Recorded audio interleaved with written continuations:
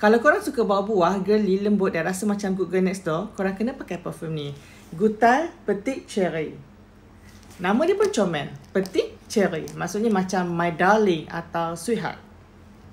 First spray je memang obvious sangat bau peach and peach yang juicy macam buah baru lepas potong. Sangat fresh, manis, tapi manis dia manis yang lembut, bukan manis yang bersemut.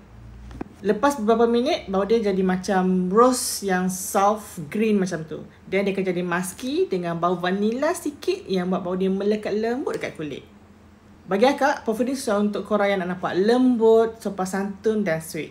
Sesuai untuk pakai nak pergi kelas, kerja, brunch, dating atau nak pergi event. Pendek kata, anytime, anywhere lah. Kalau korang macam akak, yang jadi tak suka perfume yang terlalu strong atau terlalu manis bersemut dan lebih suka bau yang clean, fruity, floral and nak feeling macam first love vibe, Petite Cherry ni memang masuk dengan korang. By the way, perfume ni first time bawa kat tu jatuh cinta tau. So korang team bau sweet fruity lembut macam ni atau korang lagi suka bau yang bold and strong? Cuba share kat bawah.